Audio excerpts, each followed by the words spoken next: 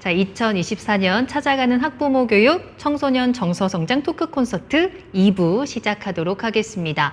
자, 1부에서는 우리 청소년들의 마음 건강, 이 자살과 자해에 대한 강의를 들어봤다면 2부 순서에는 여러분들의 질문에 대해서 해답을 전해드리는 토크 콘서트가 기다리고 있습니다. 우리 학부모님들께서 사전에 신청해 주신 사전 질문에 대한 응답도 해드릴 거고요. 실시간으로 저희 현장에서 여러분들의 질문도 받겠습니다. 채팅창에 많은 이야기들 지금 남겨주고 계시는데 강의 내용 중에 궁금한 게 있으시다면 그 부분을 질문 주셔도 좋고요. 여러분들 평소에 가지고 계셨던 고민들 있으시잖아요. 우리 아이와의 관계에서의 고민들, 또 우리 청소년 마음 건강에 대한 고민들이 있으셨다면 지금 이 시간 저희한테 털어놓으시고 두 분께 그 해답의 실마리, 힌트를 꼭 찾아가셨으면 좋겠습니다. 지금 바로 유튜브 들어오시고요. 쉬는 시간에 잠깐 나가셨던 분들 빨리 들어오셔야 됩니다. 2부 순서 지금 바로 시작하겠습니다. 자, 그럼 먼저 우리 학부모님들께서 사전에 신청해 주셨던 사전 질문에 대한 이야기를 두 분과 함께 나눠볼 건데요. 특히나 우리 서울특별시 학부모님들께서 너무 많은 질문을 보내주셨고 그 질문의 깊이감이라든지 수준도 너무 높아서 선택하는데 굉장히 고민을 많이 하셨다고 하더라고요. 그만큼 우리 학부모님들께서 우리 아이들을 이해하고 싶으신 마음이 크시고 우리 아이들의 마음 건강에 대한 고민도 크신 것 같습니다. 우리 모든 질문에 다 답변을 드리고 싶지만 시간 관계상 저희가 그 질문 중에 몇 가지를 선택해서 미리 사전 질문으로 선택을 해놓은 상황이고요. 그 부분에 대해서 양수진 교수님 그리고 홍순범 교수님과 이야기 나눠보겠습니다. 자, 그럼 두 분과 정식으로 다시 한번 인사 나누겠습니다. 두 분 안녕하십니까? 안녕하세요. 네, 반갑습니다. 1부에서 두 분의 강연을 너무나도 저 역시나 경청해서 잘 들었습니다. 우리 청소년들의 자살이라든지 마음 건강에 대한 이야기가 어떻게 보면 조금은 무거운 이야기일 수도 있는데 두 분께서 너무나도 편안하게 그리고 많은 분들이 공감할 수 있게 강의를 잘 해주신 것 같아요. 자, 이제 본격적으로 학부모님들의 질문에 대해서 두 분이 답변을 해주셔야 하는 시간인데 사실 이 시간이 더 하이라이트가 아닐까 싶습니다. 두 분 준비되셨습니까? 네. 네, 워낙에 깊이 있는 질문을 많이 해주신 만큼 두 분께서도 성심성의껏 답변해 주시기를 부탁드리겠습니다. 자, 그러면 사전 질문 첫 번째 질문부터 바로 함께 살펴보시죠. 자, 첫 번째 질문은요. 자신의 처지가 힘들다고 느끼면서 죽으면 차라리 편할 것 같아요 라는 말을 달고 사는 우리 청소년에게 부모로서 뭐라고 이야기를 해주면 좋을까요? 라는 질문을 보내주셨습니다. 일단은 계속 지금 너무 힘들어 차라리 죽는 게 나을 것 같아 라는 이야기를 한다는 건 우리 아이가 현재 처해 있는 상황이 너무나도 버겁고 이를 좀 탈출하고 싶다라는 의미가 아닐까 싶은데요. 이 말을 듣는 우리 부모님들의 마음은 또 얼마나 힘들까요? 자, 그런데 이 질문이 우리 청정콘 사전 질문 가운데 또 가장 많은 비중을 차지한 질문이라고 하더라고요. 자, 그래서 이 질문에 대해서는 우리 양수진 교수님과 홍순범 교수님 두 분의 답변을 모두 들어봐야 될 것 같습니다. 일단 먼저 양수진 교수님의 답변부터 들어볼게요. 나 너무 힘들어. 나 차라리 죽는 게 나을 것 같아. 라고 우리 아이가 이야기를 한다면 어떻게 이야기를 해줘야 될까요?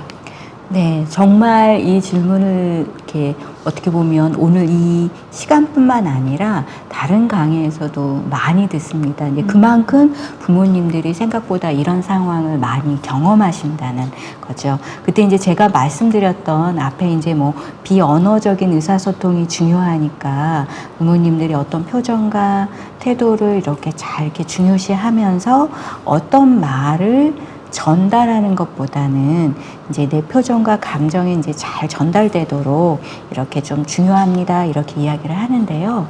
여러 강의를 들으면서 느꼈던 건 뭐냐면 생각보다 우리 부모님들께서 정답을 알려줘야 된다라는 그런 부담이 있으신 것 같더라고요. 그래서 뭐 교사분들도 그렇고 우리 부모님들도 그렇고 오늘 이 질문도 청소년이 죽고 싶다고, 자녀가 죽고 싶다고 이야기했을 때 내가 먼저 정말 정답을 이야기해서 아이의 죽고 싶어 하는 그 마음을 일순간에 없애고 싶어 하는 그런 좀 부담을 좀 느낍니다. 그런데 사실은 부모라고 해서 모든 상황을 알거나 모든 거에 대한 정답을 알고 있지는 않거든요. 그래서 엄마도 아빠도 너의 그 이야기를 들으니까 어떻게 말을 해줘야 될지 모르겠다. 아니면 엄마가 도와주고 싶은데, 아빠가 도와주고 싶은데 어떻게 해야 될지 지금으로서는 잘 생각이 나지 않는다. 이렇게 일단은 조금은 시간을 두시는 게 좋습니다. 그리고 내 불안한 마음, 그리고 내가 당황한 마음을 한숨을 쉬시면서 조금 내 감정을 알아가시면서 아이에게 조금씩 물어봐야 되죠. 그래서 어떤 상황에서 그렇게 죽음에 대해서, 어떤 상황이 힘들어서 죽고 싶은 마음이 들 정도로 어려움이 있었는지, 그래서 이걸 이제 물어보는 게 사실은 아이들은요, 내가 죽고 싶다라는 이야기 했을 때 부모님이 어떤 반응을 보이는지에 따라서 그 이후의 대화가 달라집니다. 조금씩 깊이 있는 이야기를 하기도 하고요. 어머님이 당황해서, 아버님이 당황해서 무시하는 반응을 보이거나 아니면 반대로 어린애가 그런 이야기를 해. 엄마 아빠 앞에서 그게 무슨 이야기야? 이렇게 반응을 보이면 아예 표현을 안 하기도 하죠. 그래서 그 이야기를 처음 듣는 그 순간에 내가 이 대화로 아이의 모든 문제를 해결하거나 모든 문제를 파악하리라는 정답을 이야기해야 된다는 불안을 내려놓으시고 이 대화를 바탕으로 앞으로 길고 긴 대화를 시작을 하고 우리가 조금 더 아이를 이해해가는 그 과정이다라고 생각을 해야 됩니다. 시간을 두고 생각하는 거고요. 이제 제일 또 주의하셔야 될 거는, 하지만 그 아이가 지금 당장 죽고 싶다라는 생각을 하거나 나 내일 어떤 행동을 하고 싶다라는 정도까지 심할 때는 전화를 하셔서 병원에 예약을 하거나 전문가를 찾아가는 그런 행동을 하시면 될 것 같습니다. 그러니까 단번에 이제 부모로서 해답을 찾아주려고 하기보다는 충분한 대화와 소통을 통해서 아이 스스로 또 해답을 찾아가고 마음의 치유를 찾아가는 그 과정이 중요할 것 같아요. 또 부모 입장에서도 솔직한 대화, 부모의 솔직한 감정을 표현해주면서 기다리는 시간이 중요하겠다라고 말씀을 해주셨습니다. 자, 그럼 홍순범 교수님의 답변도 들어볼 텐데요. 아빠, 나 사는 게 힘들어서 차라리 죽는 게 편한 것 같아 라고 이야기를 한다면 어떻게 대응을 하시겠습니까? 사실은 양수진 선생님과 좀 굉장히 오랜만에 만난 거고 서로 입을 맞춘 게 아닌데 굉장히 제가 질문에 대해서 생각해 온 답변과 결국 그 표현은 다르지만 내용상으로는 굉장히 비슷한 답을 주신 것 같습니다. 뭐 표현만 조금 다른데요. 제 표현식으로 좀 설명을 드린다면요. 일단 처지가 힘들다고 느끼면서 죽고 싶다고 얘기한다는 말씀이었잖아요. 힘들다는 신호를 아이가 주는 것이죠. 그러니까 그 신호를 캐치해서 무엇이 힘든지 얘기할 수 있는 기회를 주고 그거에 대해서 들어주고 또 대화 나누는 그것이 훨씬 더 중요하고 또 첫 단계이기도 하고요. 뭐라고 말해주면 좋을까요? 보다도 결국은 아이가 먼저 말해주기를 기회를 주고 대화를 나누는 게 이제 더 중요하겠습니다. 그런데 거기에 있어서 좀 제가 좀 강조하고 싶은 어떻게 보면 부모님의 마음 자세랄까요? 아이가 말을 이제 좀 편하게 하게 하려면은 기본적으로 전제가 어떤 생각이든 떠올라도 된다. 생각이라는 건, 또 감정이라는 거는 자유롭고 어떻게 보면 통제할 수 없는 것이죠. 우리가 잠을 자다가 꿈을 꿀 때 어떤 꿈을 꾸는지를 갖고 통제도 할 수 없거니와 그게 윤리적인 문제가 아니잖아요. 생각이라는 것도 비슷하죠. 단 그걸 말이나 행동으로 할 때 남한테 폭력을 쓰거나 뭐 이런 행동으로 나타나는 것을 조절할 뿐이지 마음에서는 다양한 생각들이 자유롭게 있을 수 있다. 그러니까 어떤 것이 떠올라도 또 어떤 거를 나에게 말해도 괜찮다는 거기서 메시지가 가는 것이죠. 그게 아이로 하여금 좀 편하게 얘기할 수 있는, 아까 양수진 교수님 강의에도 나왔습니다만 그 말을 안 하는 이유들이 이거 말하면은 뭐 화낼 것 같아. 말하면 또 우리 엄마 너무 약해서 저거 못 견딜 것 같아. 이런 마음들이 있었잖아요. 그런 것들을 그런 걸로 방해가 돼서 말을 못하게 하는 거를 좀 막아주는 거죠. 근데 지금 이제 질문을 보시면은 서슴없이 내뱉는다라는 표현을 좀 쓰셔서 네. 한편으로는 그게 아니 어떻게 저런 말을 이런 느낌이 있는 것 같아요. 그렇게 본다면은 너무 이제 당황하시거나 그런 말은 하면 안 돼 같은 메시지가 그런 생각으로 또 아이를 대하고 메시지를 주시게 되면 말할 기회를 충분히 주지 못하시는 게 되겠죠. 그래서 전제는 자유롭게 말할 수 있는 기회를 좀 담담하게 주실 수 있으면 좋겠다. 또 그게 너무 당황스럽다면 또 그거는 또 솔직하게 표현을 하는 게 또 양수진 교수님 강의에서도 강조가 되었고요.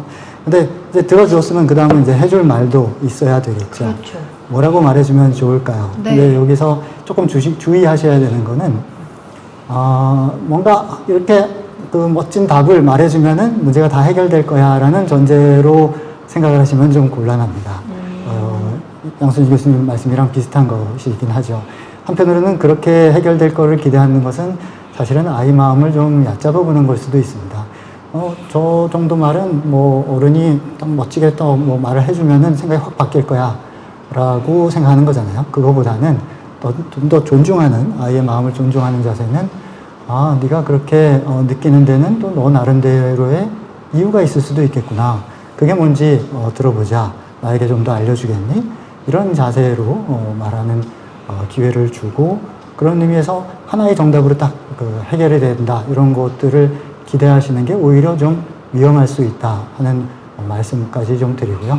사실은 아까 제가 이제 조금 책 소개했을 때 약간 섭섭해 하시는 분도 계셨을 것 같아요. 왜냐면, 이거 그럼 강의를 좀 더 해주지 하시는 분도 계셨을 것 같은데, 네. 그 이유가 여기에 있습니다. 한마디로 정답으로 딱 해결되는 그런 문제가 아니라, 한편으로는 아이에 맞게 그 방법으로 갖고, 그 아이가 힘들어하는 것과 말하고 싶은 게 뭔지를 찾아가야 되는 그 과정이기 때문에, 그 과정을 조금 시간을 들여서 배우셨으면 해서, 그런 식으로 제가 선택을 한 거니 양해해 주시기 바랍니다. 부모 입장에서는 아이가 힘들어하면 하루라도 빨리 그 고통에서 벗어나게 해주고 싶으니까 빠른 해답을 찾아주고 싶으실 텐데, 그보다는 조금 더 차근차근 그 아이의 마음을 다져주는 과정이 필요할 것 같고요. 그렇지 않아도 채팅창에 죽고 싶다고 이야기하는 아이가 뭐가 힘드냐라고 물어보면 말하기 싫다고 한다. 어떻게 해야 하나요? 라는 질문도 남겨주셨는데, 그 부분에 대해서도 답변을 잘 해주신 것 같고요. 일단은 좀 앞서 말씀해 주신 것처럼 나는 뭐든지 다 받아줄 준비가 되어 있어 라는 것을 표현하면서 일단은 기다려줘야 되는 거가 맞는 건가요? 어때요? 아니면 계속 말을 하도록 만들어야 돼요? 일단 좀 기다려줘야 돼요. 말할 때까지. 그게 아까 양수진 교수님 말씀하신 말미에 정말 이 아이가 큰 위기 상황이고 시간을 지체하면은 큰일이 날 것 같은 상황이다 하면은 그것도 단순히 기다려주는 게 답이 되지는 않겠죠. 그래서 네. 그런 거에 따라 어떻게 보면 더 적극적인 뭐 치료나 도움이 필요한 경우도 있을 수 있습니다. 알겠습니다. 자, 그럼 바로 이어서 두 번째 질문 만나보겠습니다. 두 번째 질문은요. 아이가 보내는 위험 신호에는 어떤 것들이 있나요? 어떻게 알아차릴 수 있을까요? 라는 질문 보내주셨어요. 이 질문은 지금 채팅창에서도 아이의 자살에 대한 전조 증상에는 어떤 게 있을까요? 라는 질문들도 지금 올라오고 있는 상황이거든요. 우리가 아이에게 도움을 주려면 아이가 지금 어떤 상황에 처해 있는지, 위기에 있는 건 아닌지 알아차려야지 일단은 그 위험 신호를 알아야 우리가 도움을 줄 수 있을 것 같은데요. 양수진 교수님, 앞서서 도움을 줄 수 있는 방법에 대해서 조금 설명을 해주셨는데, 도움을 주기 위해서는 일단은 알아차려야 하거든요. 어떤 증상들, 어떤 신호들을 우리가 좀 눈여겨봐야 할까요? 네, 정말 좋은 질문들 감사합니다.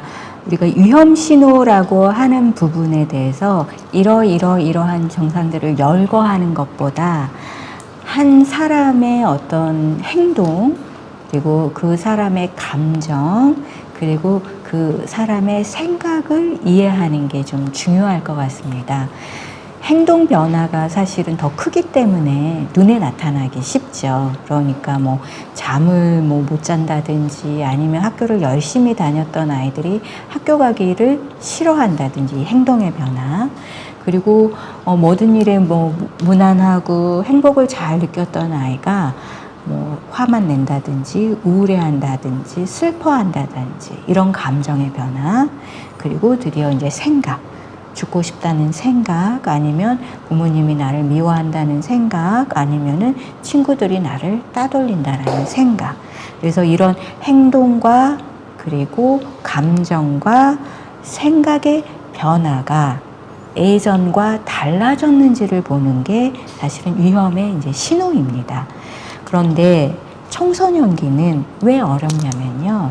이 변화가 없이 또는 눈에 띄지 않고 극단적인 행동을 하는 경우가 또 절반 정도는 된다는 게 그게 이제 어려운 겁니다. 그래서 부모님들이 어떻게 보면 모든 부모님들이 그러실 거예요. 우리 아이가 위험 신호가 나타나면 내가 잘해줘야지. 위험 신호가 나타나면 내가 이때부터 대화를 하고 공감해야지 하시는 분들은 아무도 없으실 거예요. 그런데 이제 이 위험 신호를 알고자 이제 하시는 거는 조금 더 이제 뭐 적극적으로 대처를 한다든지 아니면 또 적극적인 전문적인 도움을 찾기 위해서 이제 그러신 게 있죠. 그래서 제가 이런 위험 신호를 물어보시는 분들에게는 이렇게 아이의 행동, 그 다음에 생각, 감정을 계속 이렇게 지켜보시고 변화가 일어나면 또 그거에 맞춰서 대처를 하시되, 이런 변화가 없더라도 청소년기는 사실 부모님의 관찰과 또 관심이 필요한 시기다라고 그냥 말씀을 드립니다. 그래서 그 부모님들이 그러잖아요. 아이들에게 공부 평상시에 하고 시험 기간에 몰아서 하지 말아라 하는 것처럼 부모님도 아이들에 대해서 위기 상황에 어떻게 보면은 좀 이렇게 대처하기보다는 평상시에 내가 우리 아이를 잘 관찰하고 잘 대화를 나눠줘야지 이렇게 생각하시는 게 더 좋을 것 같습니다. 어떤 병이든 어떤 상처든 조금이라도 빨리 발견하고 적절한 치료를 해주면 흉터도 없이 잘 낫게 되는 것처럼 더 늦기 전에 우리 아이들이 아픈 곳은 없는지 계속해서 좀 들여다봐야 될 것 같네요. 우리 부모님들의 역할이 참 중요하구나라는 생각이 듭니다. 자, 그럼 바로 이어서 세 번째 질문도 만나볼게요. 세 번째 질문은 무슨 일이든 하자고 하면 불평을 먼저 하고 시작하는 아이입니다. 정서가 괜찮은 건지 궁금해요 라고 남겨주셨는데, 사실 저는 처음에 이 질문 봤을 때 사춘기 때는 다 그러지 않나? 라는 생각이 들기도 했지만, 아이의 이런 행동을 단순히 사춘기 때문이야 라고 이렇게 치부하지 않고 아이가 무언가 마음이 힘들어서 이런 행동을 보이는 건 아닐까 이제 부모님은 좀 걱정을 하시는 것 같습니다. 교수님, 이런 아이들은 어떤 마음 때문에 이렇게 일단 다 불평불만부터 하는 걸까요? 네, 무슨 일이든 하자고 하면 불평을 먼저 하고 시작하는 아이. 정서가 괜찮은 건지 물으셨지만, 사실 이 정보 한 문장 갖고 정서가 괜찮은지 아닌지 판단을 내리는 건 좀 섣부른 것이죠. 방금 그 진행자분이 말씀하신 것처럼 연상하기에 따라선 이거 말고 다른 문제가 별로 없는 아이면 사춘기 때는 뭐 누구나 그럴 수 있는 거 아니야? 그렇죠. 보통의 정상적인 아이일 수 있고, 네. 하지만 또 이 문장에 드러나지 않은, 또 아직 충분히 표현해주지 못한 아이의 또 다른 문제들이 있으면 또 다른 일일 수도 있으니까요. 정서가 괜찮은 건지를 딱 부러지게 여기서 말씀드릴 수 있는 거는 아마 아닐 것 같고 섣부른 그런 답변이 될 것 같은데요. 다만 저는 이제 표현 주신 거에서 불평을 먼저 하고 시작하는 아이다. 근데 이게 나쁜 건가 좋은 건가 하는 저는 생각을 좀 했어요. 그래요? 한편으로는 좋을 수도 있어요. 그러니까 상대적인, 좋고 나쁘는 상대적인 일 수 있겠는데요. 네. 불평을 안 하고 시작하는 아이에 비해서는 좀 나쁘다고 보시는 거겠죠. 한편으로는 불평을 하고 안 하는 아이는 어떨까요? 불평만 하고 안 하는 아이에 비해서는 훨씬 좋은 아이. 불평을 하고 시작은 하니까 우리 그렇죠. 아이는 시작은 하는 거니까요. 네. 물론 불평을 안 하고 그냥 딱딱 시키는 대로 하는 아이도 꼭 좋은 거는 아닐 수 있습니다. 아까 청소년기는 어느 정도 자기의 독립적인 길을 찾아가는 시기라고 말씀드렸잖아요. 근데 청소년기에 너무 그냥 부모 말을 기계적으로 듣고 벗어나는 걸 무서워하고, 이런 아이들은 또 너무 독립성이 없어지거나 너무 불안이나 이런 억압이 되어 있는 면도 있을 수도 있기 때문에 그게 꼭 좋다고 말할 수는 없습니다만, 그래도 상대적으로 비교해보면, 그죠? 불평을 까지 안 하고 하는 아이와 또 불평만 하고 시작은 안 하는 아이, 이 한 중간쯤에 우리 아이가 있을 것도 같다는 생각이 듭니다. 근데 이제 질문을 주신 이유는 그 중에서 부정적인 쪽에 초점을 맞춰서 이거 어떻게 해야 되는지 걱정하시면서 질문을 주신 거죠. 그거는 뭐 잘못하셨다는 말씀이 아닙니다. 당연히 부정적인 쪽에 초점을 맞출 수 있고, 그럼으로써 그거를 더 긍정적이고 더 좋은 쪽으로 발전하는데 우리가 노력하는 계기가 될 수도 있고, 더군다나 이제 질문을 주실 때는 당연히 부정적인 거에 초점 맞춰서 질문 주시지 긍정적인 거 질문을 주실 일은 없죠. 그래서 제가 그거를 비난하는 의미가 전혀 아니고 잘 하셨는데요. 단, 제 입장은 그렇지만 아이 입장을 한번 생각해 보면 어떨까 하는 생각이 좀 들었어요. 아이 입장에서는, 나는 시작을 했는데 왜 잔소리를 듣지? 난 시작해놓고 꾸중을 듣네? 가 될 수도 있거든요. 그래서 한편으로는 좀 긍정적인 측면에 초점을 맞춰주시는 것도 그거를 더 독려하는 방법일 수 있을 것 같습니다. 물론 불평하는 거 고치고 싶죠. 그런 의미에서 아이 불평 좀 하지 마라. 잔소리를 많이 해갖고 아이가 만약에 이제 불평을 안 하게 됐다고 치면요. 그게 진짜 마음에서 불평이 사라진 걸까요? 그것도 아니겠죠. 불평을 단지 말을 안 하고 더 쌓아두게 되는 것이고, 불평이 있다는 걸 이제 어머님이 혹은 아버님이 아예 모르시게 되는 계기가 될 수도 있습니다. 그래서 불평을 좀 하고 시작을 한다. 그러면 후자, 긍정적인 후자 쪽에 시작을 하는 거에 초점을 맞춰주시면 좋겠고요. 그런 의미에서는 진행자분도 지적하셨듯이 불평을 하고 시작한 아이, 그냥 좋은 아이일 수 있을 것 같습니다. 그리고 좋은 아이니까 칭찬을 해주시면 어떨까요? 불평한 거에 칭찬해 주시면 안 되죠. 네. 시작을 한 거에 칭찬을 해주시고, 불평한 거 그럼 어떻게 해요? 불평한 거는 그냥 뭐 간과하시거나 무시하시는 거는 어떨까요? 그렇게 되면 아이 네. 입장에서는 내가 시작을 한 거에 대해서 칭찬받고 좋아하네, 부모님이 좋아하고 나도 기분 좋네. 그리고 불평한 거에 대해서는 뭐 불평을 해봐야 아무도 신경 안 쓰네. 이거 해봐야 소용없구나. 또 그냥 하면 기분 괜찮은데 하면서 그 방향이 결국 현재 아이가 어디 있느냐보다도 거기에 어떻게 부모님이 대응하느냐에 따라서 아이가 앞으로 가는 방향이 달라지니까, 그런 식으로 이제 긍정적인 부분에 초점을 맞춰서 더 긍정적인 방향으로 가시는 것도 좋을 것 같다 조언을 드립니다. 굉장히 좋은 조언이신 것 같습니다. 생각의 전환을 할 수 있는 답변이었고요.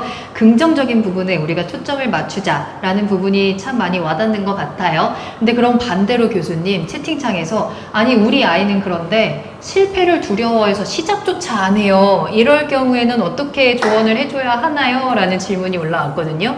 시작도 못하는 우리 아이에 대해서는 어떻게 조언해 줄 수 있어요? 차례가 양수진 교수님 차례. 연결이 된 것 같아서 시작에 알겠습니다. 포인트를 맞춰주셨으니까 네. 간단하게만 해주셔도 됩니다. 네. 이게 말씀드려도 되나? 제가, 이거는 이제 시중에 나와 있는 다른 엄마의 첫 공부라는 책에 있는데, 거기서 네. 중요하게 다룬 육아의 기술이, 뭔가를 시키시거나 이렇게 권유하실 때 한번 먼저 생각해 보십시오. 그게 어떻게 끝날 것 같으세요? 성공으로 끝날까요? 아이는 조금 노력을 해보지만 약간 성가시거나 조금 노력을 해서 했는데 괜찮네, 성공했네, 할만하네, 보람있네 로 끝날 경험인지, 이거 좀 힘들어서 결국은 안 됐어, 그런 게 반복되다 보면 우리 엄마 아빠가 권하는 건 나한테는 너무 벅찬 거야, 어차피 들을 필요가 없을 것 같은데 로 이제 쌓일 수가 있거든요. 그래서 결국은 그 작은 성공 경험, 우리 아이 수준에서 조금만 노력하면 성공 경험으로 끝날 만한 것들을 권유하면서 한 발 한 발 능력을 키워가고 앞으로 나아가시는 게 중요하다는 말씀을 좀 드리고 싶습니다. 네. 현장에서 들어온 기습 질문에 대한 답변까지 잘 들어봤습니다. 자, 그럼 빠르게 또 네 번째 질문도 확인해 보도록 할게요. 사춘기를 극심하게 겪고 있는 중2 아들이 있습니다. 엄마의 걱정을 간섭으로 생각을 하면서 저한테 상처 주는 말을 아무렇지도 않게 하고요. 대화조차 거부합니다. 이럴 때 부모가 어떤 도움을 줄 수 있고 또 관계 개선을 위해서 어떤 행동을 해야 될지 지혜를 주세요 라는 질문 남겨주셨어요. 앞서서 두 분께서 아이들과의 대화의 중요성을 굉장히 강조를 해주셨는데, 사실 이 시기에 좀 아이들은 부모와의 대화를 좀 불편해하는 경우도 굉장히 많아서요. 대화조차 되지 않는다면 문제 해결의 시작조차 할 수 없는 게 아닐까, 이 부분이 또 걱정이 되거든요. 대화를 거부하는 자녀에 대한 이 고민도 굉장히 많이 주셨다고 하더라고요. 교수님, 이럴 때 우리 부모님의 입장에서는 관계 개선을 위해서 이 대화의 물꼬를 트기 위해서는 어떤 노력이 필요해요? 사실은 제가 이렇게 사전에 받은 질문 중에 이 질문이 가장 어려운 질문이고 오. 가장 힘든 질문이다라고 생각을 했습니다. 네. 일단 먼저 이제 우리 그 주신 질문을 보면 걱정과 간섭이라는 이야기가 나오는데요. 걱정과 간섭의 차이는 무엇일까? 이걸 한번 생각을 해보시면 좋을 것 같아요. 사실은 아이가 부모의 말을 어떻게 받아들이는지에 따라서 간섭과 또는 걱정이 구분이 되는 그런 겁니다. 그러니까 뭐 괜찮니? 뭐 친구랑 잘 지냈어? 이런 말도 아이가 마음이 편하고 뭐 즐겁다면 아 이게 엄마가 나를 걱정해서 해주는 말이다라고 생각을 하는데 또 반대로 아이가 마음이 불편하고 화가 나 있고 뭔가 스트레스를 받고 있고 다른 데 신경을 쓰고 있으면 엄마의 그런 말이 뭐 어떤 걱정보다는 간섭이라든지 잔소리라고 여기게 되거든요. 그렇게 되면 부모님은 또 아이의 반응에 따라서 엄마가 또 태도를 달리하게 됩니다. 그러면 아이는 엄마가 이랬다 저랬다 이렇게 하는 것으로 좀 보일 수가 있어요.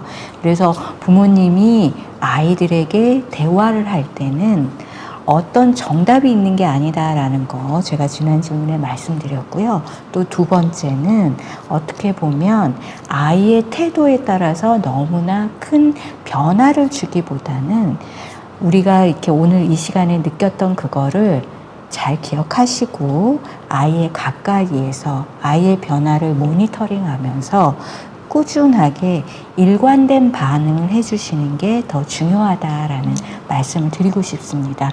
제가 종종 진료실에서 100점짜리 부모님을 1개월 하는 것보다 30점짜리 부모님의 역할을 3개월 하는 게 아이들에게 관계 형성에는 더 좋다라고 이야기를 합니다. 부모님들이 잘해줬다, 또 무시했다 이러한 이제 변화보다는 꾸준하게 일관된 게 정말 더 관계 형성에 도움이 된다라는 그런 측면에서 말씀을 드려요.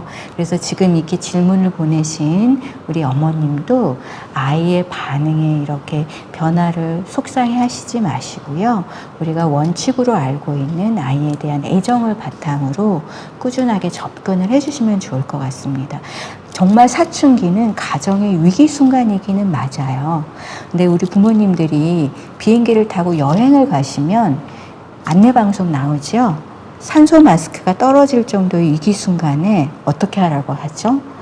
아이를 동행하고 있는 부모님은 본인이 먼저 산소 마스크를 쓰고 아이에게 마스크를 씌우라고 되어 있어요. 그 상황에서 아이가 걱정된다고 마스크를 아이에게 먼저 하다가 산소가 부족해지면 두 명 다 위험에 처하기 때문이죠. 그래서 지금 이렇게 대화조차 하기 어려워하고 힘든 상황에서는 오히려 부모님이 먼저 마스크를 차는 것, 즉 부모님의 어떤 위기, 또 부모님의 감정, 그리고 부모님이 아이의 돌발 행동에 받았던 상처를 빨리 극복을 하고 아이에게 조금 더 편안한 마음으로 접근하고 꾸준하게 관심을 보일 수 있는 그런 이제 마음을 다스리는, 감정을 다스리는 그런 좀 서로의 성장의 기회가 되셨으면 합니다. 너무너무 이렇게 좀 고민이 느껴지는 질문이었고요. 제 질문이 조금이나마 좀 도움이 되었으면 좋을 것 같습니다. 네, 양수진 교수님께서 정말 진심을 담아서 조언을 해주셨어요. 꾸준한 태도로 아이를 대하는 것이 아이의 심리적인 안정에도 도움이 될 것 같고요. 꾸준한 태도를 위해서는 부모의 마음 챙기기가 우선 되어야 한다라는 점까지 여러분들께서도 꼭 기억해 두시면 좋겠습니다. 자, 그럼 5번째 질문도 만나보겠습니다. 사전 질문 5번째는요. 엄마인 제가 현재 정신질환 치료 중입니다. 약을 복용 중이고 상담을 받고 있어요. 자녀에게도 유전적인 영향이나 혹은 저의 현재 상태가 영향을 끼칠까 너무 걱정됩니다. 라는 질문 남겨주셨습니다. 저는 사전 질문 중에 이 질문이 좀 가장 마음이 아프더라고요. 일단 당연히 부모의 정서적인 부분들이 아이에게 영향을 끼칠 것 같습니다. 부모님 입장에서도 그 부분 때문에 항상 아이에게 좀 미안하기도 하고 걱정도 크실 것 같은데 이 부분을 어떻게 좀 건강하게 회복해 나갈 수 있을지 우리 부모님께 좀 힘이 되는 말씀을 해주셔도 좋을 것 같아요. 먼저 유전적인 영향을 언급을 좀 해주셨는데요. 저는 그 문구가 굉장히 좋은 것 같아요. 우리가 어디 뭐 예쁜 디자인의 엽서를 구입하러 가면 흔히 볼 수 있는 문구죠. 아마 무슨 기도문인 것 같은데요. 바꿀 수 없는 것을 받아들이는 평온함을 주시고, 바꿀 수 있는 것을 바꾸는 용기를 주시고, 또 그 둘을 구분할 수 있는 지혜를 주십시오라는 문구를 볼 때마다 참 감탄을 합니다. 유전적인 영향 어느 정도 있죠. 절대적이진 않지만 확률을 높이는 것은 사실이고 영향이 있을 수 있습니다. 하지만 현재 과학기술로는 그거를 바꿀 수는 없는 것에 해당이 되죠. 그래서 어떻게 보면 그거를 받아들이는 평온함이 필요하고, 하지만 그게 전부가 아니니까요. 바꿀 수 있는 부분들이 있으니까 그 부분들에 더 초점을 맞춰서 아이의 육아를 신경을 써주시는 게 그게 바로 용기이자 지혜가 아닐까 하는 생각을 해봤습니다. 뭐 조금 쉬운 비유를 제가 좀 준비해 봤는데요. 예를 들면 여러분이 그 운전면허 시험을 보시잖아요. 근데 나는 간신히 턱걸이로 합격을 했어요. 근데 주변 사람들은 만점 맞고 합격을 했어요. 그러면은 사고가 날 위험은 누가 높을까요? 다른 정보 없이 이 정보만 갖고 판단을 하면 아무래도 만점 받은 사람은 좀 더 안전하게 운전 기술이 좋을 수 있고, 간신히 합격했으니까 조금 그 사람들보다 사고 날 위험이 조금 더 높을 수 있잖아요. 그러면 아이고 나 그러니까 이제 운전 면허는 땄지만 운전 안 해 하나요? 안 그러죠. 아이고 이렇게 간신히 합격했으니까 너무 좋다. 내가 더 효율적으로 합격한 거 아니야? 이제 신나게 운전해야지. 이런단 말이죠.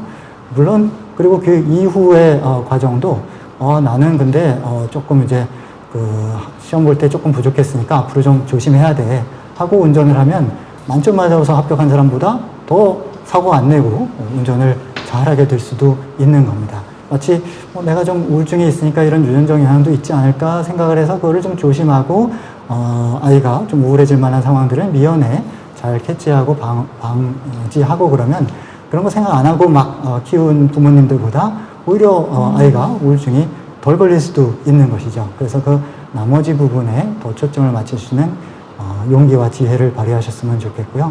그리고 지금 약 복용하시는 걸 언급하셨는데 이건 너무 중요한 부분이라서 제가 조금 더 시간을 할애해서 말씀을 드리겠습니다. 약을 복용하시고 계시다면 일단은 뭐 띄엄띄엄 복용하시거나 이렇게 깜빡깜빡 하시는 분들이 계신데 잘 복용하시는 게 꼭 필요하고요. 잘 복용하시는데 효과가 좀 부족하다면 그거를 의사 선생님과 적극적으로 상의를 하시는 게 필요합니다. 그냥 가서 아이 이만하면 예전보다는 좀 낫고 뭐 약을 또 많이 먹는 건 또 싫고 그러니까 아이 잘 지내요, 그럭저럭 잘 지내요 이렇게 말씀하시면은 의사 선생님 입장에서는 그냥 그대로 드려야 되나 보다 할 수밖에 없거든요. 이거는 뭐 다른 질환도 마찬가지죠. 배 아파서 갔는데 이제 배가 뭐 별로 안 아파요 그러면은 거기다가 의사가 약 바꿉시다 하시면은 이상한 거죠. 그거는 그대로 드리겠습니다 할 수밖에 없는 거니까 결국은 더 그게 잘 맞는 약을 찾는 데는 의사의 실력 플러스 또 그 환자분의 어떤 적극성과 또 그걸 잘 설명하는 지혜도 이제 필요하시기 때문에 그렇게 좀 잘 상의를 하시기를 권유드리고, 이제 많은 부모님들이 혹은 많은 이제 약 드시는 모든 분들이 내 마음을 약에 의존해서 조절하지 말고 내 스스로 조절하고 있는 게 낫지 않아? 이런 고민을 하시면서 약을 소홀히 하시는 경우들이 있는데 그 둘을 이분법적으로 나누시면 안 되고요. 그 약을 드신다는 거는 나 스스로 내 마음을 더 잘 조절하기 위한 준비를 하는 겁니다. 그러니까 같이 가는 것이지 이거 아니면 이거 하나를 선택해야 되는 문제가 아니기 때문에 양쪽으로 해서 더 잘 조절하시고 더 아이에게 좋은 에너지 주실 수 있는 육아를 하실 수 있게 되면 좋을 것 같습니다. 네, 답변 감사합니다. 답변을 들으면서 갑자기 추가적으로 제가 궁금했던 것 중에 하나는, 그럼 부모가 이러한 정신질환을 겪고 있다면 부모의 정신 건강에 대한 그 상태를 아이에게 설명을 해주는 게 좋을까요?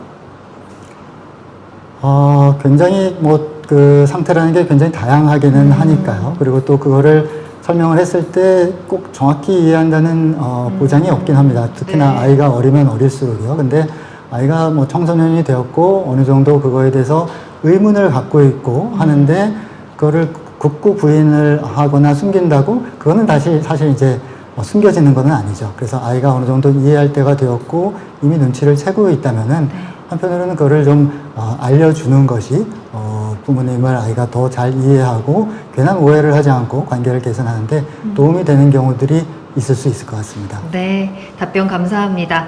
내가 아파봤기 때문에 우리 아이의 상처를 더욱더 빨리 알아차리고 더 잘 보담아 줄 수 있는 부모가 될 수도 있겠습니다. 또 그 무엇보다 우리 부모님의 정서 건강을 위해서 알맞은 치료도 계속해서 잘 받으셨으면 좋겠네요. 힘내시기 바라겠습니다. 그럼 다음 질문도 만나볼게요.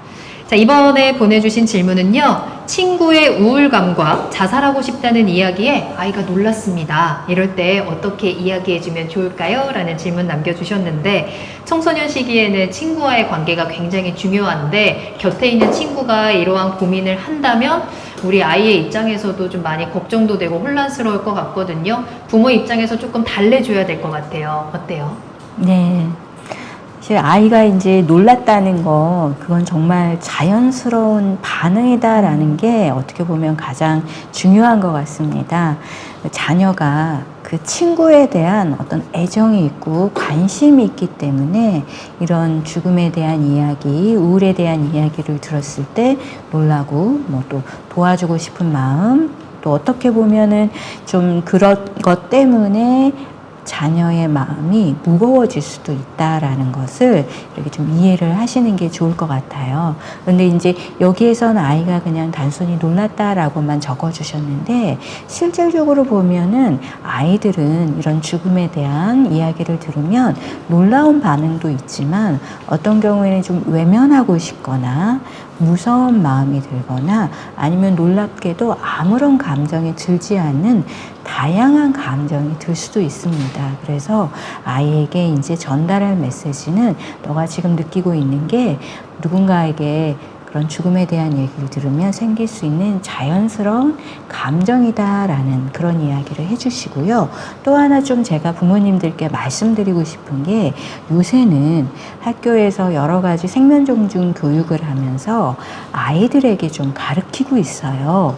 친구들의 죽음이라든지 우울에 대해서 이야기를 들으면 꼭 믿을 만한 어른에게 그 이야기를 알리고 같이 논의를 하자, 상의를 하자라고 이야기를 합니다.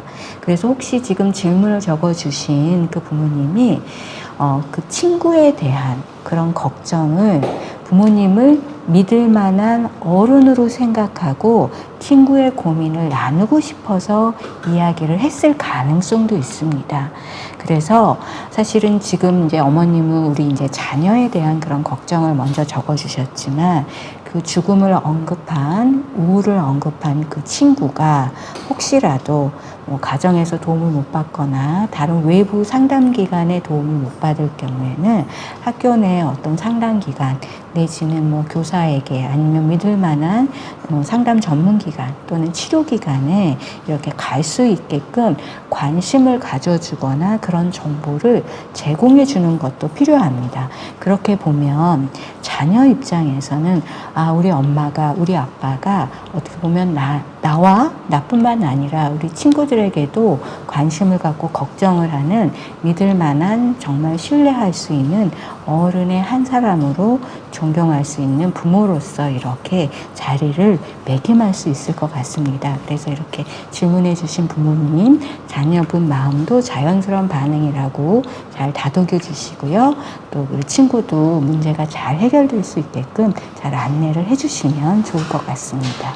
네, 양수진 교수님의 답변까지 잘 들어봤습니다. 자, 그럼 이제 마지막 사전 질문 만나보고요. 현장 질문까지 바로 이어가 보도록 할게요. 마지막 사전 질문입니다.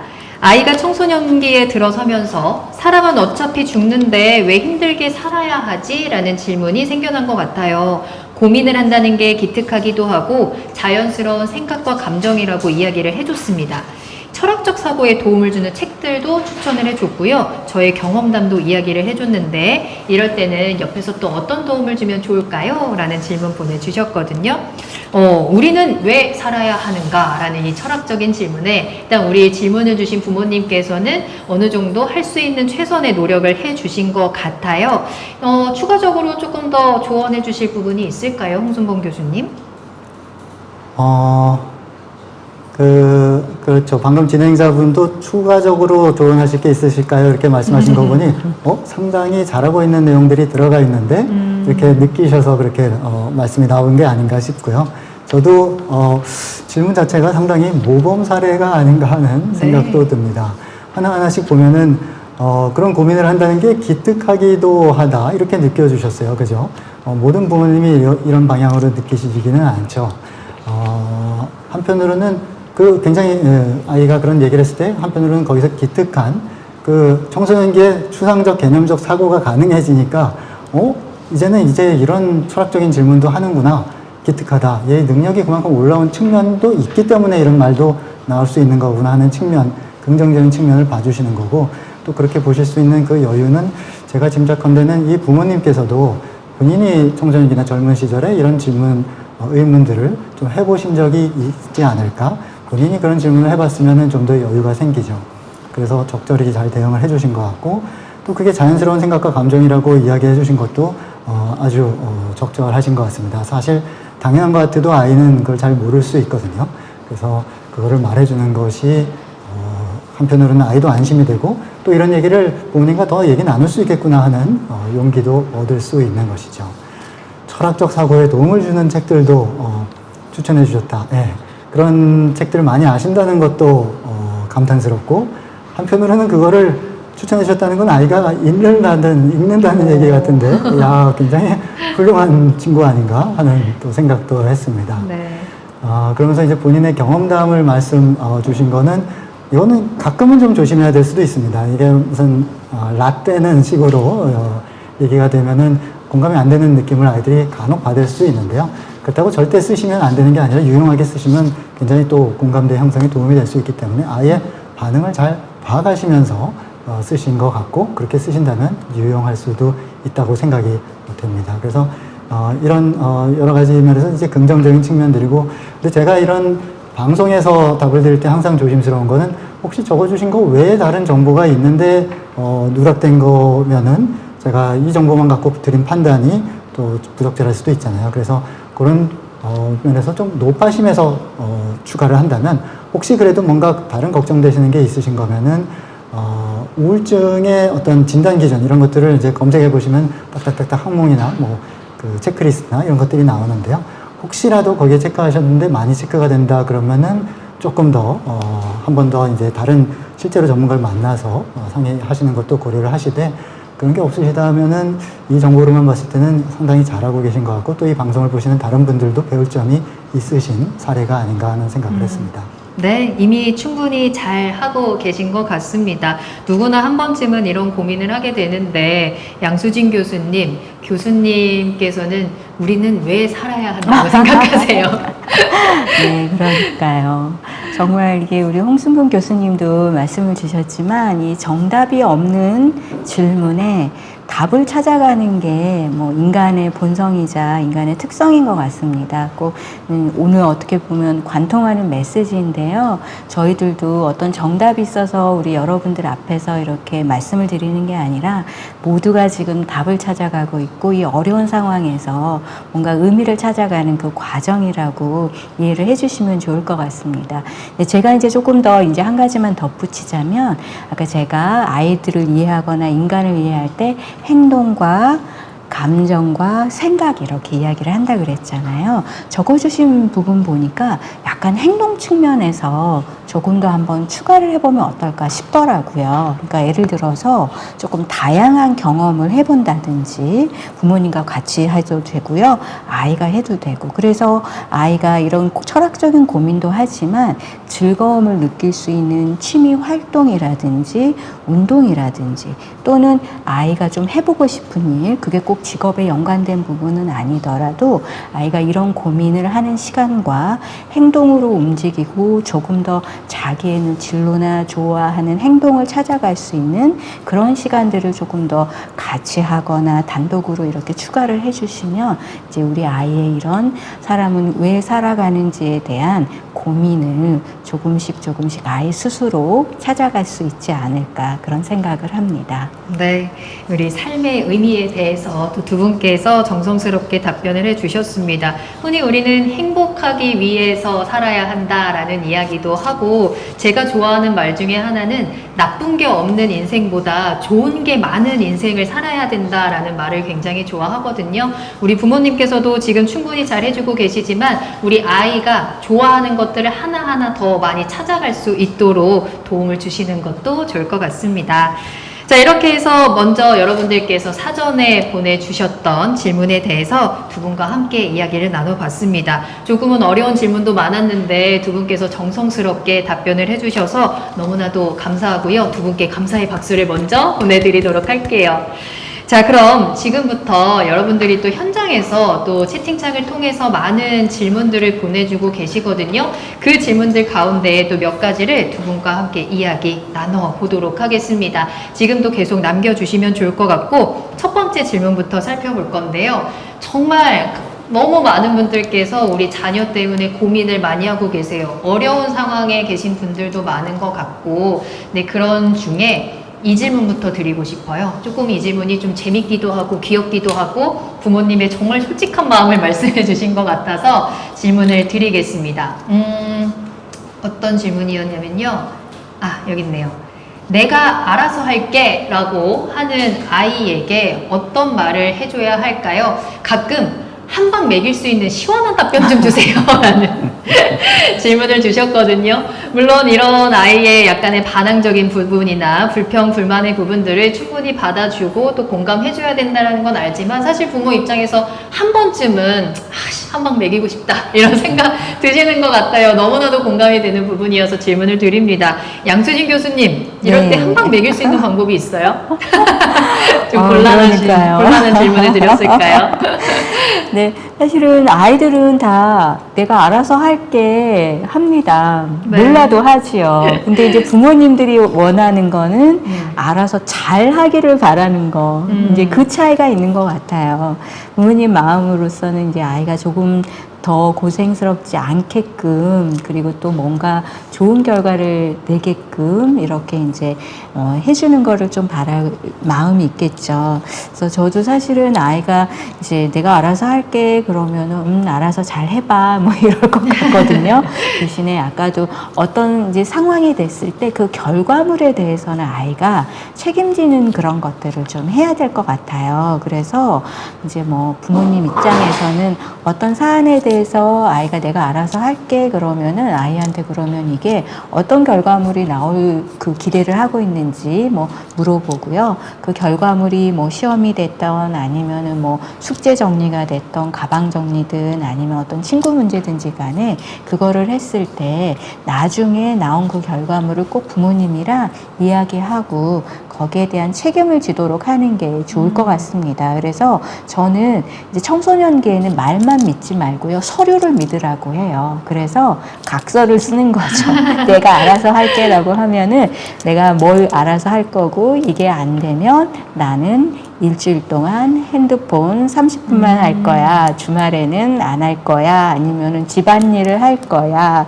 이런 이제 각서를 쓰고 아이 이름 적고 부모님 이름 적고. 청소년기가 이렇게 말로만 해결되는 게 아니더라고요. 그래서 우리 이제 부모님도 아이가 잘하기를 바라는 마음 때문에 이런 질문을 올리신 것 같아요. 그래서 아이가 내가 알아서 할게 라는 그런 이제 말을 할 때 한번 이렇게 좀 응용해 보시고요. 아마 또 우리 홍순분 교수님께서 더 좋은 아이디어가 좀 있으실 수 있습니다. 제가 우리 홍 교수님께 좀 부탁을 드려야 될 것 같아요. 아닙니다. 저는 굉장히 감탄하면서 동의하면서 지금 듣고 있었는데요. 네. 이렇게 마이크를 살짝 넘겨주시니까 제가 떠오른 거 비슷한 연장선상의 말씀인데, 그 알아서 할게 할 때 그 결과를 책임지자는 말씀을 주셨잖아요. 한편으로는 그 일환으로 알아서 할게. 그래. 그러면 너는 네가 알아서 하는데, 엄마 아빠 생각은 요게 좋을 것 같은데, 일단은 너가 알아서 하고 싶다고 하니까, 또 이제 이론상으로도 어느 정도 정신적 독립을 하는 시기고요. 알아서 하겠다고 그러니까, 그러면, 그래, 너 그거 알아서 하는 거 언제까지로 할까? 그때까지로 해서 결과를 좀 보자. 정말 너가 생각한 대로 잘 되는지. 그러면 지속하되, 만약에 그때까지 뭐 2주 동안 뭐 학원 안 가고 뭐 공부를 해볼게. 아, 그래. 그럼 뭐 2주 정도를 그렇게 해보고 정말 네가 낙점 안 주고 하는지 이런 것들을 보자. 예를 들면. 그런 다음에 그게 안 되면 또 엄마 아빠가 생각하는 방법도 그러면은 한번 기회를 줘보겠니? 해서 어느 정도 시간의 제한 같은 걸 주고 또 한편으로는 더 강하게 각서나 이런 문서까지 써서 하면은 더, 그거를 너무 알아서 하는 게 이제 돌이킬 수 없는 대로 치닫는 거를 좀 막을 수 있을 것 같고요. 또 진행자분이 꼭 한 방 먹이는 질문을 강조를 하셔서 그걸 조금 생각을 해보면은 약간 이제 저는 그런 생각을 합니다. 알아서 할게라는 말을 많이 하는 경우는 사실은 별 계획이 없는 사람이 그런 말을 많이 하지 않나요? 내가 정말 핵폭이네요. 계획이 딱 네. 좋은 계획이 딱 있어요. 네, 그러면은 맞아요. 딱 이거를 얘기했을 때 상대방도 동의를 하고 아 그렇게 하면 되겠다 칭찬을 받을 거니까 사실은 얘기하고 싶어서 근질거리거든요. 근데 그런 게 잘 없을 때 아, 알아서 할게 하고 어떻게 하지? 이제 뒤에서 이렇게 하게 되는 경우가 뭐 청소년만 아니라 어른도 있을 수가 있죠. 너 그래서 어떻게 할 건데 한번 계획을 말해봐. 그러면 또 그러고 아 내가 알아서 한다니까. 자, 두 분께서 너무나도 현실적인 조언을 또 잘 해주신 것 같습니다. 알아서 할 수 있도록 믿고 응원을 해주되 그 행동에 대한 책임을 지도록 약속과 규칙을 정하는 것, 또 거기에 부모의 의견을 또 한번 제안을 함으로써 선택의 폭을 넓혀주는 것도 좋겠다라고 정리를 해보도록 하겠습니다. 자, 그러면 다음 질문도 만나볼 텐데요. 이번에는 홍순범 교수님께 올라온 질문인데 앞서 강의의 좀 연장선상에서 질문이 올라왔어요.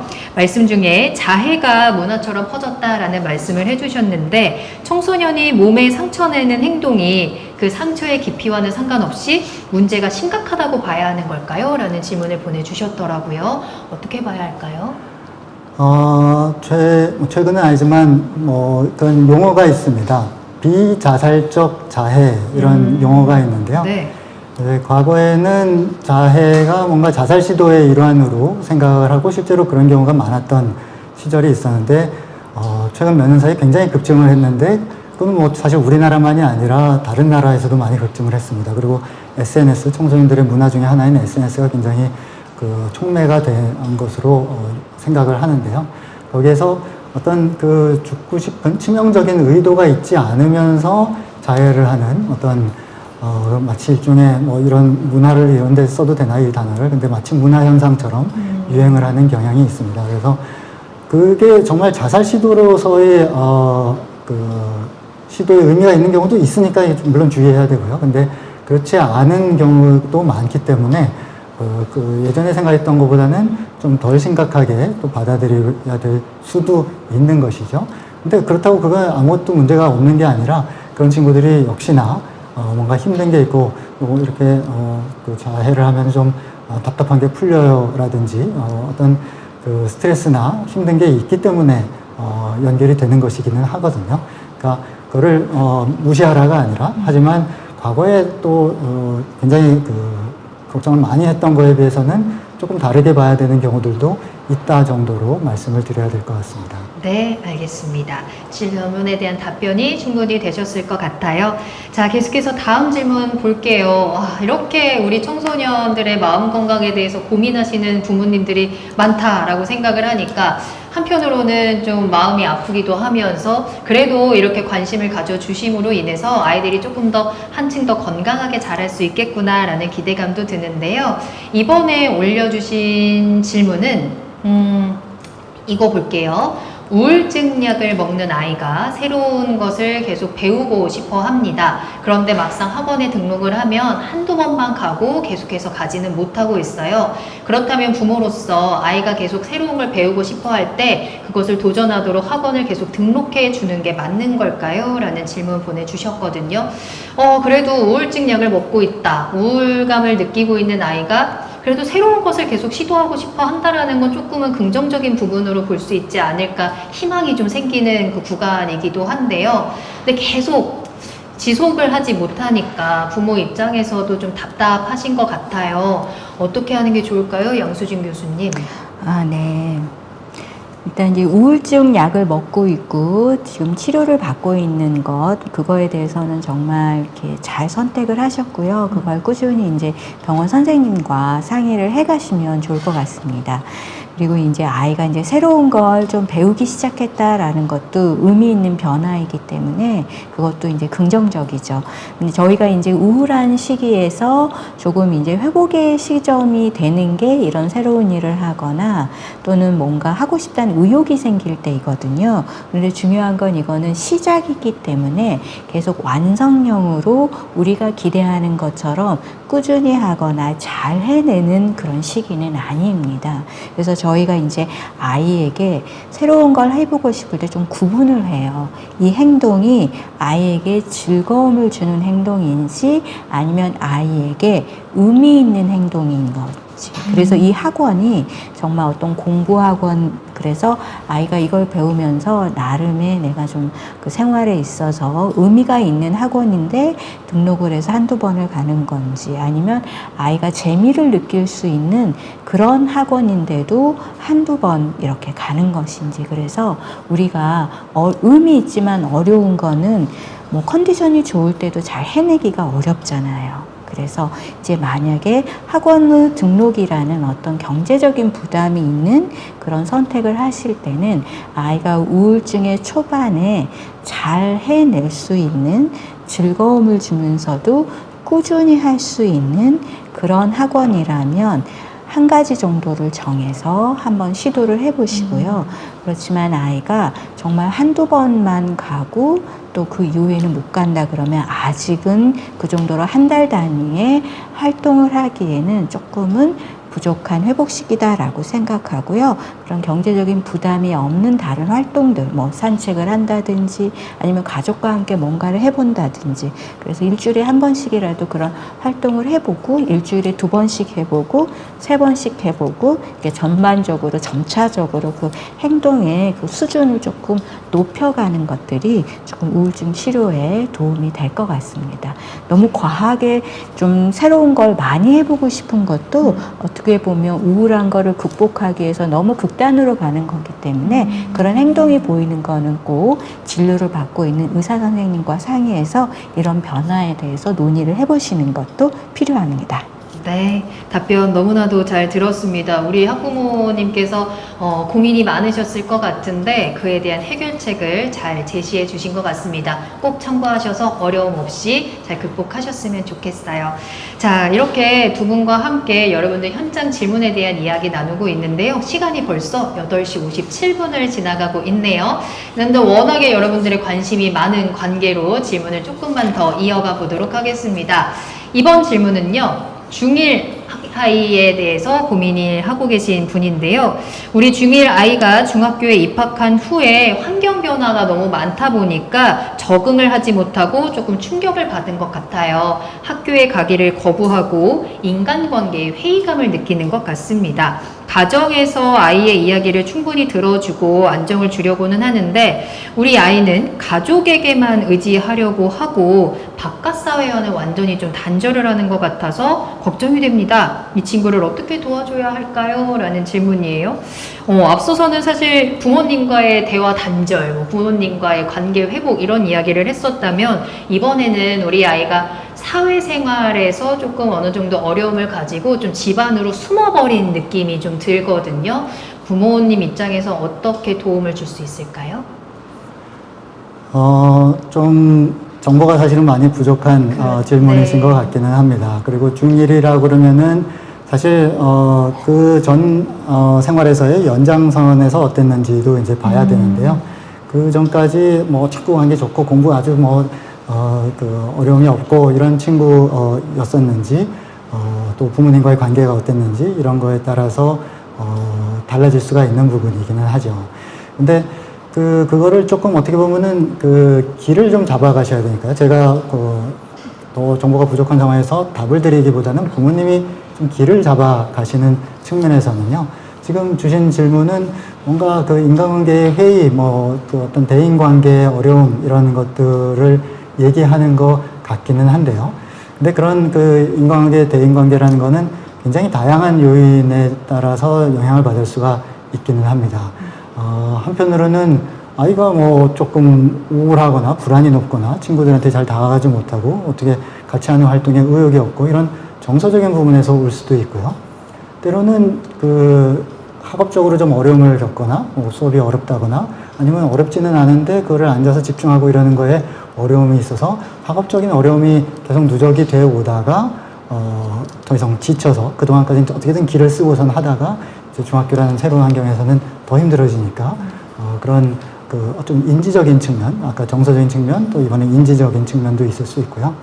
때로는 어떤 아이들은 약간 좀 공감 능력이 약간 부족하기도 합니다. 오늘 그 앞선 강의에서 양수진 교수님이 그 마음 이론, 마음을 이제 이해하는 능력에 대한 강의를 해주셨는데 그런 공감이 좀 약한 친구들이 새로운 어떻게 보면 약간 중학교는 초등학교에 비해서 살짝 정글 느낌이랄까요? 그런 부분이 있는데 거기에서의 조금 또 기가 센 아이들이라든가 다양한 아이들을 대하는 데서 어떻게 대해야 되는지 좀 사회 기술에 대한 좀 교육이 필요한 아이도 좀 있을 수 있는 거고 이런 여러 가지의 이제 복합적인 현상이기 때문에 우리 아이가 그 중에서 어떤 부분에 좀 어려움을 겪는 것 같지 또 어떤 부분에 초점을 맞춰서 도움을 줘야 될지를 좀 길잡이를 하셨으면 좋겠어서 그렇게 사례를 나눠서 좀 소개를 드리고 한번 거기에서 한번 답을 한 번 더 찾아보시면 어떨까 하는 생각이 듭니다. 네, 알겠습니다. 비슷한 고민을 하시는 분들도 많으셨던 것 같은데 홍순범 교수님께서 또 진심으로 여러분들께 답변을 전해드렸습니다.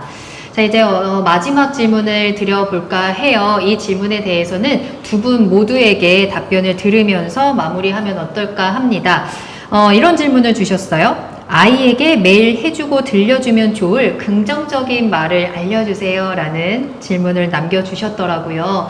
우리 아이에게 조금 더 힘을 주고 우리 아이가 조금 더 건강하게 마음 건강을 챙길 수 있도록 부모가 아이에게 해주면 좋을 말들 어떤 게 있을까? 우리 꽃이나 이런 과일도 예쁘다 예쁘다 라는 말 자주 해주면 더 잘 자란다고 하는 것처럼 우리 아이들에게도 좀 더 힘을 줄 수 있는 예쁜 말, 좋은 말을 한 번이라도 더 해주고 싶은 우리 부모님의 마음이 담긴 질문인 것 같아요. 두 분께서 한번 답변을 해주시면 좋겠습니다. 우리 양수진 교수님 먼저 답변 들어볼까요? 이게 제일 어려운 것 같습니다. 사실은 이게 긍정적인 말이라고 이제 하셨는데요. 저는 이제 여기 국립정신건강센터에서 근무하기 전에 어떻게 보면 트라우마 관련한 일들을 좀 많이 했어요. 그래서 갑작스러운 이제 죽음이 닥쳤을 때 그 이후에 이제 심리적인 변화라든지 이런 것들을 지원해주는 기관, 또 범죄나 아니면 여러 가지 이제 폭력적인 상황에 노출된 분들을 많이 봤는데요. 그분들이 부모님들이 아이를 잃고 나서 가장 많이 했던 말이 사랑한다는 말을 많이 못 해줬던 걸 많이 후회를 하시더라고요. 그래서 저는 그냥 그 부모님이 아이에게 전해야 되는 딱 한 가지 말을 좀 찾아라 그러면은 평상시에 사랑한다는 말 많이 해주세요 이렇게 말씀을 드립니다. 그래서 오늘도 그런 어떤 긍정적인 말 이렇게 부탁하셨는데 항상 제가 하던 말 아이들에게 사랑한다는 말 많이 해주세요. 주위 사람들에게 부모님들에게 부부관계 친구들에게도 민망하지만 사랑한다고 많이 표현해주세요. 이런 말씀으로 마무리를 짓겠습니다. 네, 감사합니다. 홍순범 교수님께서는 어떤 말을 준비하셨을까요? 아유, 뭐 더 좋은 말을 뭐 준비할 수가 있을까요? 더군다나 제가 뭐 집에서는 실제로 그렇게 하고 있지는 못했으니까 제 그 실력이 이제 들통이 나는 것 같습니다. 뭐 그런 말을 저는 잘 하고 있지는 못하지만 사랑한다는 말을 해주시는 게 가장 뭐 정답이 아닐까 하는 저도 생각이 들고요. 네. 뭐 그냥 정답보다 못한 답이지만 그 또 아이들이 많은 경우에 또 우리나라 아이들은 공부 부담을 많이 갖고 있잖아요. 또 그 중에는 진짜 공부 뭐 안 하는 아이도 있겠지만 나름은 또 열심히 자기 입장에서 할 수 있는 거를 또 노력을 하고 있단 말이죠. 그런 친구들에게라면은 글쎄요, 뭐 비록 성적은 등수는 잘 나오지 않는다고 하더라도 아빠가 보기엔 그 정도 하면은 그 정도 꾸준히 하면 너 뭐 어디 가서도 잘 살 수 있고 인정받고 그럴 것 같아. 성적이 등수 성적 이런 거는 어떨지 몰라도 지금 하는 정도로 열심히 하면은 넌 어디 가서도 잘 살 수 있어. 뭐 이런 얘기도 좋았던 것 같습니다. 네, 두 분께서 사랑한다, 충분하다, 지금도 잘하고 있다라는 말로 여러분들께도 응원의 메시지를 전해주신 것 같습니다. 자, 이렇게 해서 양수진 교수님, 홍순범 교수님과 함께 또 현장 질의에 대한 답변까지 들어봤습니다. 아이에 대한 이 마음속 한구석에 있었던 좀 무거웠던 고민들이 어느 정도 해소되는 시간이었기를 바라겠습니다. 자, 아쉽지만 2024년 찾아가는 학부모 교육 청정콘 이제 마쳐야 할 시간이 다가왔습니다. 이렇게 늦은 시간에 끝까지 함께해 주신 우리 학부모님들께 진심으로 감사의 말씀을 전해드리고요. 오늘 학부모님들께서는 항상 우리 아이들을 너무나도 위하는 마음으로 이 자리에 함께해 주셨을 텐데 오늘 저녁에는 꼭 우리 자녀들과 함께 가족들과 함께 사랑한다. 너는 지금도 충분히 잘하고 있다라고 응원의 메시지를 전해주시면 좋을 것 같습니다.